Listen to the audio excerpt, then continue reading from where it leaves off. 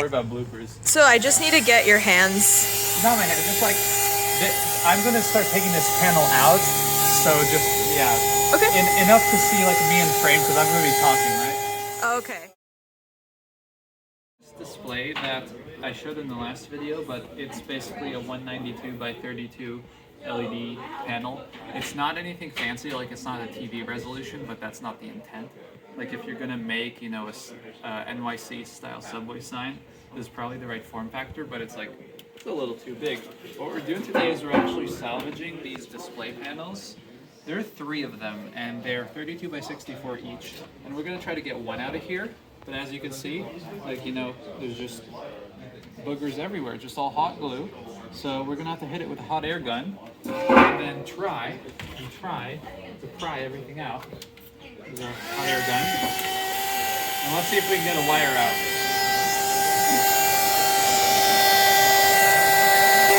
Oh, I feel it sliding. There we go.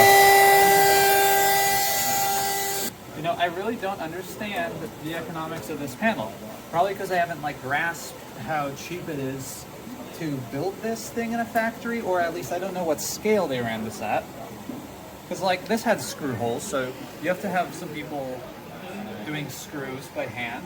And then there's hot glue everywhere. Like this isn't a machine. When I open this up, there's just spider webs everywhere.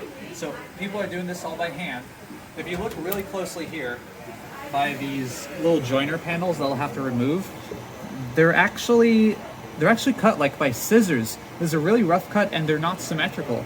This is all really just, it's kind of a really weird botch job. Like I don't understand how this is easier in production than just laser cutting all the parts separately.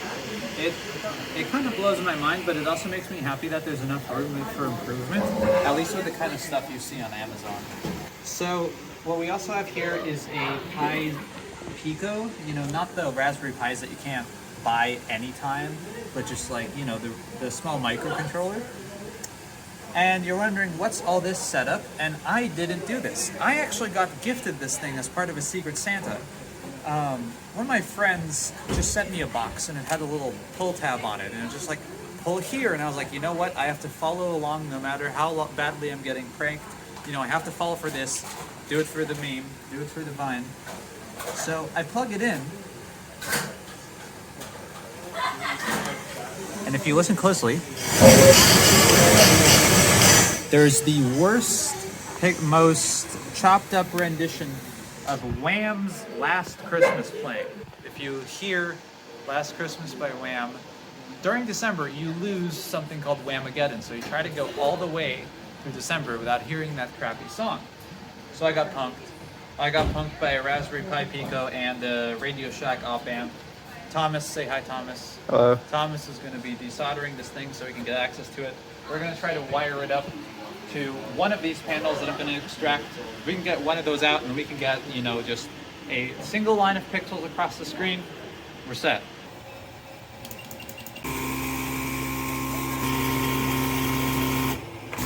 This was so worth it. This works so much better than everything else. Kind of thing where it's just like, now I just want to go suck up a bunch of solder that I don't need to remove. Yeah, stay away from your computer for the entire rest of the day. It's too tempting. Let's see, now I got one cable all the way out of these IDC sockets. I got this power cable taken out, but man, am I scared to see what's under there. Like, is there soldering under there? Is it crimped? Like, the hot glue mystery. This is crazy. Now I have to attack all these screws here. Let's hope I can get all the glue off the screwdriver before I leave the space today. I've just about almost got this panel out. Like, I've got all these parts, and you know, the ones I complained about, the ones that are hand cut, you know, not laser milled or anything. Hot glue was honestly torture. I'm really glad I didn't strip any of the screws while taking this out. Alright, so let's get the last of this out. Okay, that's liquid, and liquid. Alright, moment of truth. Let's see. Oh, hell yeah. There we go. 10 out of 10. And this, I'm gonna wire up to that Raspberry Pi. I don't know why there's like boogers of hot glue in places like these. I don't know if this stuff is even conductive. Like, Is that a shorting risk? Who knows? I didn't design this. They wouldn't design this. Next steps. Next steps are to get these connected, get some pixels drawn on the screen, and once we can draw pixels on the screen, we can connect it to the internet. Let's cover the parts again real quick. We just got one of those LED panels out. It's the Hub 75 style panel, 32 by 64 in this case. And we also got out a Raspberry Pi from the prank kit I got.